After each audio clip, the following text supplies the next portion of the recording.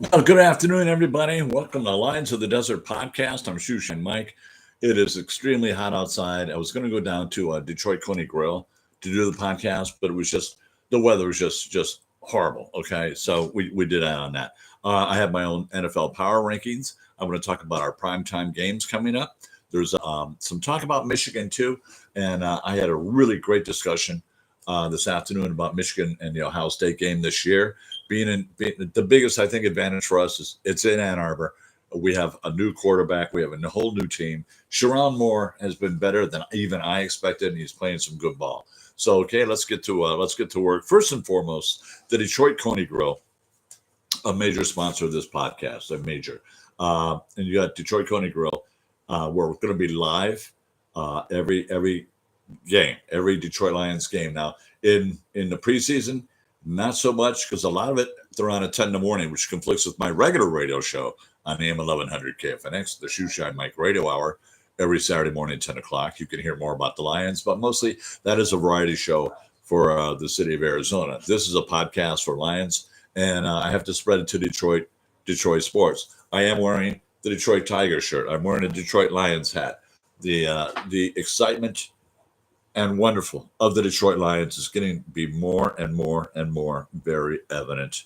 Let's talk about the old DCG, Detroit Coney Grill at 6953 North Hayden Road in Indian Bend. Now we do all the games there. August 31st is the Hall of Fame game, and we will be there because it's first game of the year. I don't care if it's preseason, it's football, and it's getting ready to start. And it's the Los Angeles Chargers versus the Detroit Lions from Canton, Ohio. Okay, the Lions have been vaccinated because they have to cross the line to Ohio, and I'm sure they'll be just fine.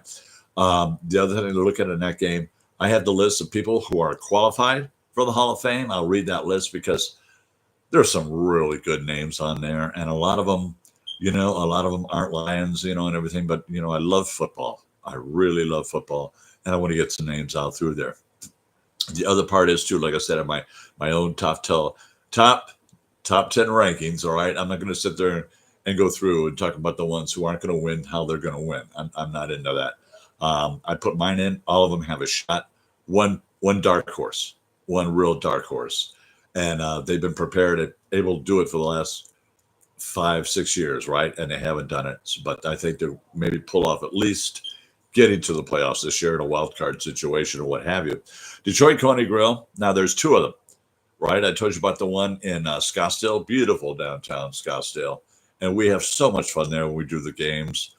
People show up; everyone's in their jerseys and flags, and just in a great spirit. It's always a good time. There have been a couple of real good ones last year, and when we beat the Houston Texans, a lot of people had left that Sunday night game. Well, they had to be at work the next morning, but there were a few of us really hardcore and stuck with it. Dave Nager, the owner of the place, and myself, and a lot of the customers that are there, and a lot of the fans of the podcast, all the subscribers of the podcast. So it's the place to watch Detroit Lions football. Now, should the Tigers get into some good games coming up here now, if it's like World Series or something, look for this old man down there because I love my Tigers. I remember the celebration in downtown Detroit in 1968, and I was in California for the 84. And I had a ball. I was up in Los Angeles, but a lot of Tigers fans were in the place I was working at, and that turned into a really good time. You have to let people know you're a Lions and Tigers fan, right? The other thing I got to mention about that, my sister calls me from Detroit, and we were talking about how excited, how packed and wonderful everybody was for the Lions games downtown. Tigers didn't miss a beat all season. The Tigers did 59 and 35, pardon me. And we're going to be. We got a series coming up with the Mariners. We win one more game. We're 60 wins going into the All-Star game. The Detroit Tigers, and a real chance to beat everybody. All they do on the power rankings and all the ones I've seen this week, they still had the Dodgers, okay, in first place going for it. The Cubs look really good. Padres have been fluking down a little bit. They're not really up there in the National League. Then you look at the American League. No, the Tigers right ahead. Houston's doing good and kind of on our tail. They're 3 games behind. The Yankees are 8 games behind us. But when we go to the division, The Tigers are 12 and a half, I think now 13 and a half games above everybody else. And it's actually the Twins who are right behind us. Then it's Cleveland, Kansas City, and of course the White Sox with the second worst record in the entire league. Colorado Rockies get that wonderful distinction this year. They're mad. Okay, Detroit Coney Grill. Well, let's get back to the commercials. Yeah, I start talking sports and I'll skip over. And I start doing that kind of stuff. Now, there are two of them, like I said. Now, Detroit Coney Grill and hey, great place. And I'm going to give you a number. Now, if you ever want to order some food ahead of time, go online, DetroitConeyGrill.com. And you can see the menus and what have you. You can order. They'll have it ready when you come pick it up, okay? Or you can order for catering. That's either one. That's also in Gilbert. Now, the Gilbert one's at 1422 West Warner, and it's dining room service. Now, everybody knows that, in Scottsdale, you go up and you order food, and they bring it to you at your table. But the one in Gilbert is total sit-down, knock it out right then and there stuff, right? So I cannot wait. I'm going to get down there as soon as I can. Dee Dee Morley, if you're listening, I promise you we were going to have lunch down there. And as soon as I have a moment to breathe, we will do that, I promise. But also you have in Gilbert, just really good people. I know Lily is down there, his daughter, and she's just a powerhouse, ASU and everything. So what a good family. They're such a good family. It's such good food. In Gilbert, give them a call. Find out what you need to know at 480-272-9842, 480-272-9842. Now, I do have my subscribers, and I want to mention one here before a lot of things stop here. My good buddy, Eric Barrera at Arrowhead BMW. All right, Eric has been really lately putting a lot of pictures on Facebook. They have some beautiful BMWs down there, new, and the CPO, certified pre-owns. That has a 172-point inspection. Everything's gone through, and it feels like a new car when you get into it. The other thing you can talk to Eric about, as far as the warranty and a CPO, whatever is left over on your trade-in warranty there, they add another warranty to it. So you have two warranties to work with, and good luck with that too, because nothing ever goes wrong with these cars. People who do some minor slip-ups, maybe don't change the oil like you're supposed to. If you do everything you're supposed to with a car, it's going to be fine. But some people do just forget or whatever. And they also have same-day service. So you can call them up. If you're stuck at work, they'll come out there and fix whatever needs in your car, and they'll take off, and you're not taking time off work and losing money. That's pretty cool stuff. ArrowheadBMW.com. You'll find another subscriber to the broadcast, Cole Louderman, and he's the manager of the internet thing. So Eric Barrera, Cole Loudermilk, who's just a really good guy. Paul Keener, a younger man, but he's very astute. Jeez, he's just a very knowledgeable, astute young man. And he knows every details, and he gets them all, okay? So you can call them out personally, different. Cole Louderman, who's the internet manager, at 309-339-4844. Then you got Eric at 480-486-4270. And then Paul Keatner at 480-384-8878. They're all good guys, and I really think you'd enjoy seeing all of them. And that's fun. That's everybody we need to talk to right about now. Let's do the Tigers real quick. I've been watching their games lately. I watched Skubal pitch that knockout game, against Tampa Bay. He just has the control of everybody. All-Star game is next week. Of course, he's a starting pitcher. You got Riley Green going into the game, and the one person when they talk about some people should be there, McKinstry is my new favorite there. He was last year, and for a part of this year, probably the best kept secret in baseball. But he's been around. He is playing extremely good. He played right field against Tampa Bay. And I can't remember the player's name, but he's rounding second and flying to third. Kinster got that ball, fired it into third base, and threw him out. And that's one of the greatest things you see in an outfield play. When they get, I don't care what part of the field you're playing in, if they get a ball that just bounces in their glove and they can fire it to third base and get somebody out, that's money in the bank. That is strictly money in the bank. That's the way you want to do it. And he did that just fine. So you look at the Tigers. Now we got 3 games with the Mariners. Then it's the All-Star break. Saturday's game is going to be Skubal, and I can't wait to see him pitch. I just can't. It's going to be fun again. And he has 148 strikeouts. Okay. And looks like he'll be pretty good. Some of the other pitchers have been coming back. Flaherty had a good show last time he was up. Olsen had a hard time last night. They just got it. They win a game. All right, we won the series 2 out of 3, and that's fine. But Montero last week, I was watching him pitch a game. We won the game, and he was throwing the ball. So you're seeing the improvement in the pitchers, and Vest, of course, comes in and slows the game down. It's just a good team, AJ Hinch, and I thank you very much. What I'd like to do right now, because I've been waiting to do this, and I've had a lot of messages and tweets and what have you. Mike, when are you going to do your list? And here comes my list right now. My top 10, my power rankings for the NFL. Number 1, I've got the Buffalo Bills. I have the Buffalo Bills. The only thing that holds me back again on the Lions at number 2, and everything. Yeah, sometimes you have to be realistic. I think the Bills are primed. I think this is last chance motel for Josh Allen because he's getting a little bit older, and I don't know how much gas he has left. But they've got some good players. They've got blocking, and I'm just looking at the Bills at number 1 until someone knocks them off, and that could come pretty quickly, to tell you the truth. The Detroit Lions at number 2. I really don't care about Ben Johnson and Aaron Glenn being gone. Okay, they were wonderful. We'll see you later because we have to start anew. But you got John Morton and you've got and Shepard. Okay, Kevin Shepard, and I think the coordinators will be just fine. The reason being, and the one thing we have that a lot of teams don't have, we got a Dan Campbell guy, and Dan Campbell is going to push that team. We are near the 3 years he's had it. Making the playoffs and losing in the playoffs has been pretty tough, especially last year with all the injuries. And all these guys are coming back, plus some great new players. And I have been watching on OTAs. We've got training camp coming up. I'll certainly keep an eye on that.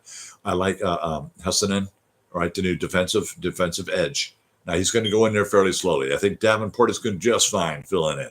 I do, because the power of that defensive line is going to be in the middle. It's going to be the defensive tackles. I'm looking at Williams, who came from that state down south. Of course, you got Lane McNeil is going to be out a little bit more.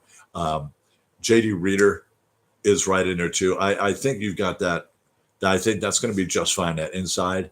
And if Williams turns out to be the person I think he is, and one of my very favorite players, I love Lane McNeil, gets in there on that inside. Look out. Hutch is back, baby.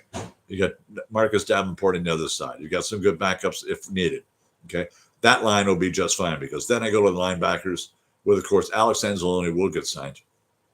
And then Jack Campbell and Derek Barnes is now really, really centered as a good linebacker. The safeties, PFF did their top 10 duels in the NFL. And as far as defense for the Detroit Lions, of course, it was Kirby Joseph and Brian Branch. And also, number 1 duo was Jahmyr Gibbs and David Montgomery. So running back duels, safety duels. When you got a team like that with that high of talent, that great talent that they have, look out, Jack. They're going to be just fine. So I'm looking at the Lions. I think LaTesla, who came on as a wide receiver, is going to be knocking it off the park too. I do.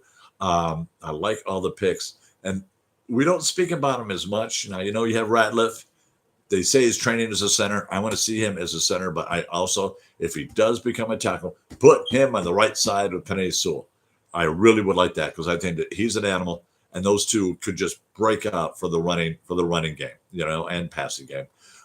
George Frazier is still in the mix, and I think the most improved player on the Lions team this year is the other guard, Christian Mahogany. All right, you got Decker, you got Sewell. You got the two best, bookends you could have on an O-line. But in that middle part, you look at them, Graham Glasgow can take the center. Ratliff can take the center. Glasgow can play right tackle or left tackle. It's the way they mix it up, right? And you still got Frowley back there as an O-line coach, and I'm really glad he didn't go anywhere, and he stayed. Hell of an offensive line coach. Okay, so I've been talking about my Lions. We're good, of course. Talk more about them. Now, number 3, I've got the Philadelphia Eagles, and they won the Super Bowl last year. They've got a lot going on. They've got good new players and what have you. We will see. Now, one thing about the Eagles, and it made me smile last night. I was watching a Madden games that they have on YouTube. Every now and then I do that to relax before I go to bed.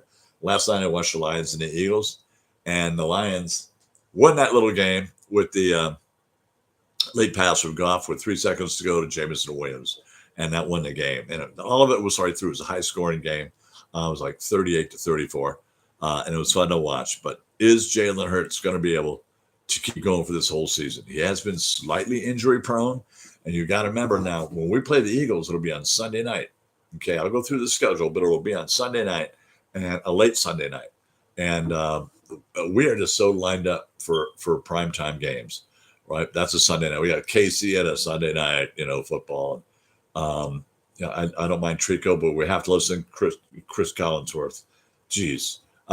He needs new underwear. His voice is just too tight. So we'll listen to that on the Eagles. So Eagles at number 3. Number 4, I've got Baltimore Ravens, and that's a Monday night game for the Detroit Lions. That's that's the third game of the year. That's on a Monday night. Baltimore has just been kind of weird lately, but they really have gotten some people. They've really gotten some people. We got our hands full on that one. I don't even know what the spread is on that yet. I think they'll wait till game time to do that. But I could see Baltimore favored 3.5 maybe, because the home team favored is 3.5. We'll see what happens. But I would love to see the Lions beat the Ravens, payback for 2 years ago. At number 5, Kansas City Chiefs. I think this is the last year for Travis Kelce, and I think Mahomes is getting a little bit older. I remember last year he's running a lot because he can't get his receivers that he had. He can't get them open. They're not getting as open as they did, and the running is not as good as they usually are. I'm not taking the Kansas City Chiefs any higher than 5. I think that's about it. Number 6, I'm going to have the Los Angeles Rams. Matthew Stafford has one good year left in him. They have good receivers. I just can't wait to watch it. Just the Rams, the O-line is not that good. And that's the only thing I think that's going to hurt them in their favor. Sean McVay is going to push everybody like he normally does, and it will be crazy. But I'm looking at the Rams at number 6 and Matthew Stafford, because it's Stafford. That team is Stafford. He was for the Lions for a long time, and Megatron came along, Golden Tate came along.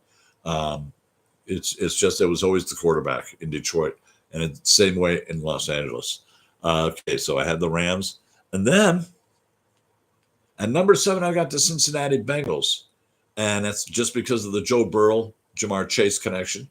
But they have good running backs. They have a good defensive line. They play some good D. So I'll put them at 6. I don't have a heart attack with that. That was number 7. At number 7, I got the Houston. No, do I? Yeah.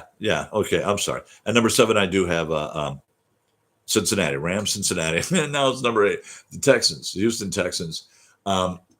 I sometimes figure I want to take them out of this top 10, but I love the way that they play ferociously. They just play a hard game. They got a couple of good receivers down there. That quarterback, though. We'll see how excuse me. We'll see how he does as they keep going up. Number 9, I got the Broncos. I think Dan Campbell's mentor, Mr. Sean Payton, is doing a fine down there. I think he's putting together a good team. It's going to be interesting, but they did some great defensive draft this year, and I'd like to see how the draft works out. Number 10 is my wild card. Number 10 is the one that I call the sheep, the lonely sheep out in the field.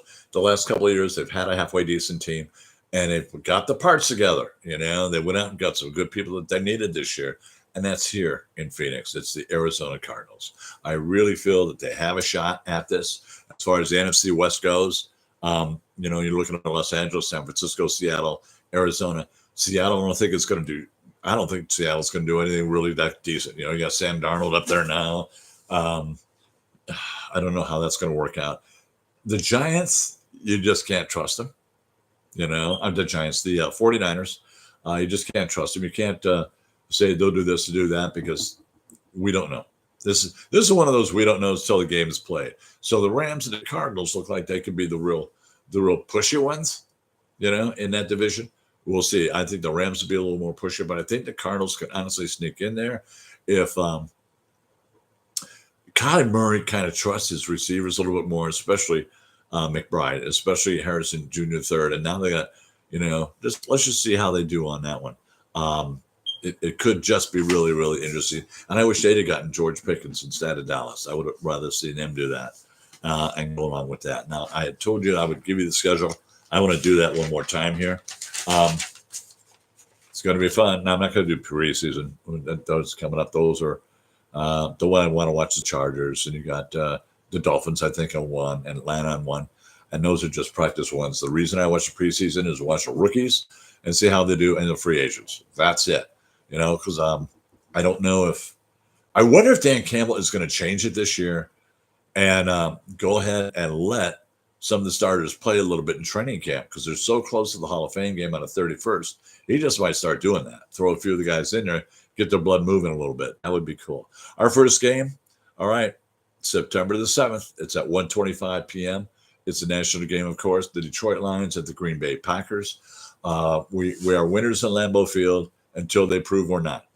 They have not done that much, especially on receivers. Their O-line is not as good as they think they are.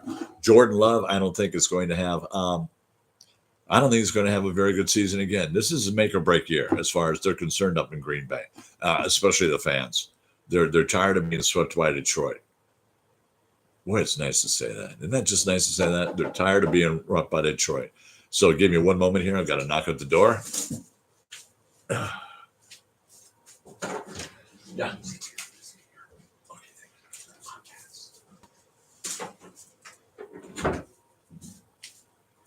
Oh, that was nice. Roommates are cool when they give you stuff. A friend of mine gave me some liquid IV. I like throwing that in the car, and if I'm driving. And anyway, back to the Packers. I just don't see the Packers beating us again this year. I don't. I think we play them on Thanksgiving. There's no more of this as far as the Lions are concerned. They win their home game. We'll win our home game. No, let's change that all right now. So I'm taking the Lions in that game. Number 2, Bears at the Lions. We're going to kick their ass. They don't know which roll of toilet paper to use, and we're done with them. They think the whole big setup with Ben Johnson and a quarterback there, Caleb Williams. After last Thanksgiving, even with Ben Johnson, even with all the changes and everything, I don't see anything going on. I have never seen the end of a game that was crucial. That could have been one, but he didn't know what the hell to do with the ball. And I think he just gets too nervous at times to be that good of a quarterback. I'm not seeing anything going on there. Jaire Alexander is gone, but I think they replace him with a halfway decent cornerback. The Lions take the Bears. I was talking about Packers, pardon me. The Lions will take the Bears this year. All right. So we're now 2-0. The Ravens is up in the air because they do have a very good defense. They have to remember we also have a very, very good offense. We're the number 1, as far as people are concerned, offense in the country. And you can't change that at all because look at that offense. The line alone, there might be concerns for other people. Hank Fraley, sir, the line will be just fine. Of course, Jahmyr Gibbs, Montgomery is the running backs. We've kept Brock Wright and Laporta as the tight ends. I don't know where this is all going to go, but I know LaTesla and Tim Patrick as one receiver thing. But when you got Jameson Williams and you got, oh my God, Amon St. Brown. All right, that's just too good. They made superstars out of these guys right out of the pocket, right out of the draft. God, they're good. So I'm looking at that. And the Ravens got home field advantage on Monday night. It's going to be down to the last play. And I swear to you, I hope it is. That's my favorite way to go. But I am going to take loss number 1 for the Lions here. I'm going to be 2-1. Game number 4.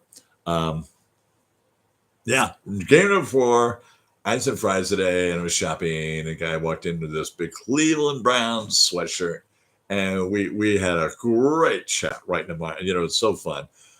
Great chat right in there. And he's a dog pound guy. He goes, I'm like the Lions were a few years back. We just keep pounding our fists, wondering when it's going to happen. And it's not going to. And he said the fans there in Cleveland are really, really mad that they can't get rid of Deshaun Watson, that they really tripped their toe up with this guy. And they want to change. They want to change really bad, but they have other good players. They just do. I was hoping we'd get Myles Garrett. We didn't. And that's okay. I still trust Brad and Dan to put that team together and say, well, so we're 3-1. We'll beat the Browns. It's that's just one of those things. Browns and Lions. Then we're going to Cincinnati. There's the big one right there. Jared Goff and Jameson Williams versus Joe Burrow and Jamar Chase. And as much as the Bengals think they have improved, I am taking the Detroit Lions on this one.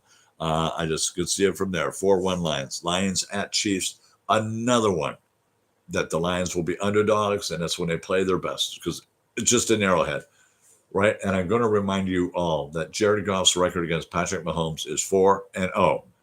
He's that crook in the side, right? Everybody has one. That crook in the side is Goff beating Mahomes, and I think that's still going to happen there. There we go. Another one that's going to be interesting. Then the Buccaneers come to Detroit.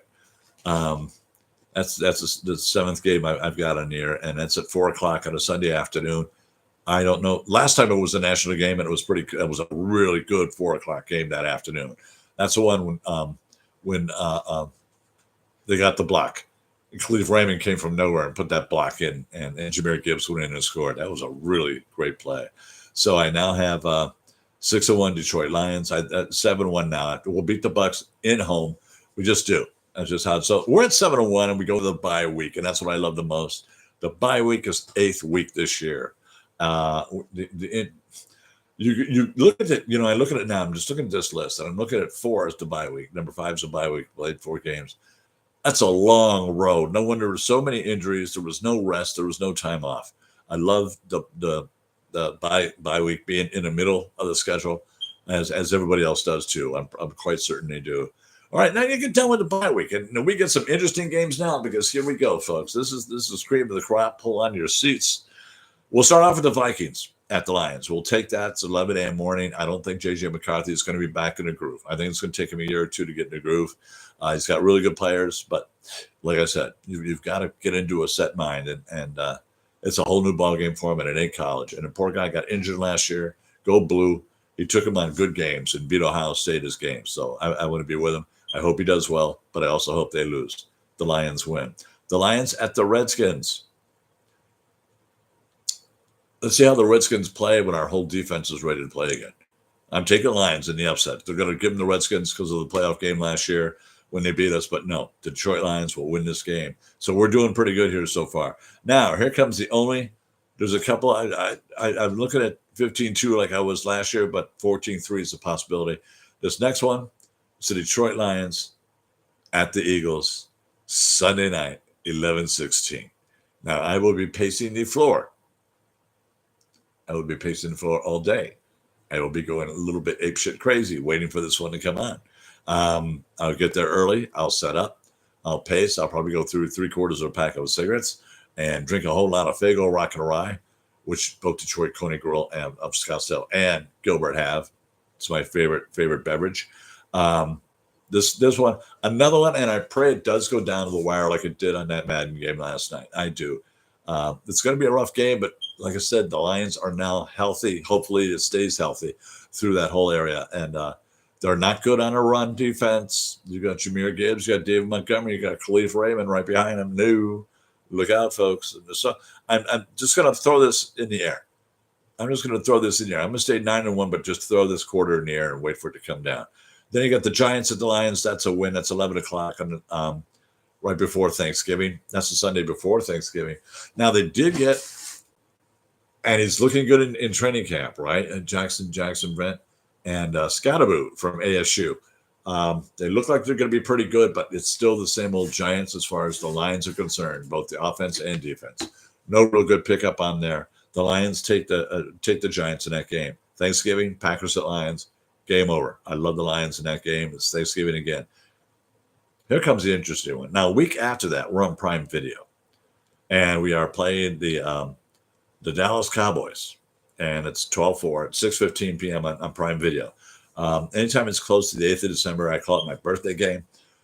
The Cowboys can play like they're really good right now. They're all ready. Like Zach is all ready, and they now got DeeDee Lamb and George Pickens from Pittsburgh. No, it ain't going to work out that way.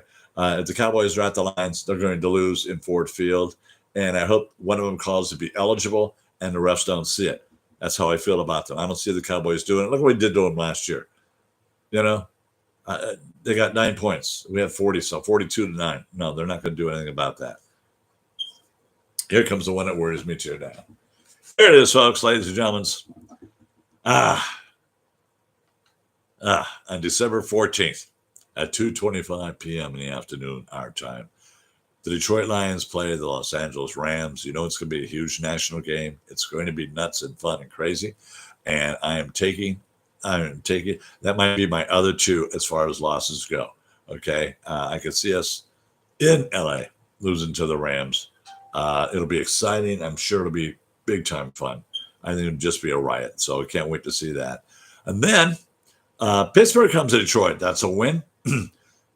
Pittsburgh has not put themselves as well together as they thought they would have this year. Especially because Aaron went there, playing his usual dramatics. They will end up like the New York Jets did last year with Aaron, nothing. And I intend to see the same thing there with Pittsburgh. Lions at the Vikings. That's Christmas. We had a Thanksgiving Day, and on Christmas Day on Netflix at 2:30 in the afternoon, it's the Lions at the Vikings. We've been beating them pretty good so far. I think that game last year in Detroit to see who goes to the number one seed was pretty incredible. And we had nothing, and we beat that game. And we had all kinds of injuries, but what a great game to just hold them. And this is where Alec Robinson, you can't bury something that comes from the dirt. Alec Robinson, that was pretty fantastic. That was pretty cool. Then we go to our last game of the year before we go to the playoffs. Lions at the Bears. They'll still be the same than they were. So I'm looking at, we take the win. So I'm looking at either 14-3 or 15-2. I think the Lions are way better than what people are giving them credit for. You can't, Ragnall's gone. Frank Ragnall's gone. However, Graham Glasgow does a good job. All right, does a good job at center. He's been just fine. Okay, and he can take it over for a while until Ratcliffe is ready to go. I'm quite certain, as far as they look, that they want Ratcliffe in there. They want Ratcliffe to be the guy for them. So that leaves that to that. I love that, and that'll all be pretty cool. That's my pick on the schedules. Now. Oh, the Tigers. Oh, geez. I'm just going to hold off. All-Star break. We'll do the All-Star break, middle of the season call on it. Where are you? I had Michigan down here. I want to talk about Michigan a little bit. The Michigan schedule here. The only game I'm worried about as far as our games, we open with New Mexico at Ann Arbor. And, okay, that'll be fine. Michigan should take that. But Blue at Oklahoma for the second game, and is Sharon Moore going to be there? And assistants have to come up. I'm not really that worried about it because Oklahoma has not been all that super hot the last few years, but neither is Michigan, right? I mean, we beat Ohio State, and that's all we care about. And that was great. By the way, I saw a guy in Ohio, and they said you won the national championships, but you lost to Michigan. And they all said they'd rather beat Michigan than win the national championship. And I think we are the same way. That national championship we won was great. And I always remind people from Ohio State, you're national champions, but you didn't beat the champs. I always remind them of that. Central Michigan, the Blue, we got that. We got all kinds of games. I honest to God, was looking all the way down. The only team I see giving us any real trouble, because they can, would be USC and Maryland. Maryland's been putting together a pretty good team lately. But the rest of them, no, I see it as just fun. I don't see any. I don't even think Michigan State's going to be there. I don't think Purdue, Northwestern. Gee whiz, no, nobody. We don't play Wisconsin, I don't think. If we're up there, I'll see if I see it. I don't really see Wisconsin in there. Northwestern, Maryland. Jesus, then the game, and it's at Michigan. Michigan, Ohio State. Still the best rivalry in God's earth. You can't go wrong with it at all, and I just can't help but love it. So we've got all that going on. Detroit's doing very well as far as the sports world is concerned, because when the Tigers have that city just as crazy and excited, I love the heck out of it. So, ladies and gentlemen, thank you. You've got my thoughts for the week. Go Lions. Now, be here next week because we have to have the I might go down to the grill if the heat just kind of lets up a little bit. I don't want to be out there and everything right now, especially in traffic at that time of day. So what we'll do is we'll try to do this through the summer. We'll hang tight and we'll be fine. And I thank you from the bottom of my heart. So all the subscribers, all the people who listen to me and put up with me and my rants and raves. So in the middle of it all, you enjoy your evening. We'll see you next week. Lines of the Desert podcast brought to you by Detroit Coney Grove, both Gilbert and Scottsdale. And tell my guys up at BMW, you have a good one, folks. And we'll have Saturday's show. If you caught the Shoe Shine Radio Hour last week, we had Mrs. America on the show, and she's just flat gorgeous and fun. And that's what makes it fun about radio. I got her all to myself so you guys can enjoy it. In the meantime, have a good evening, folks. Thank you so very much and enjoy. Bye-bye.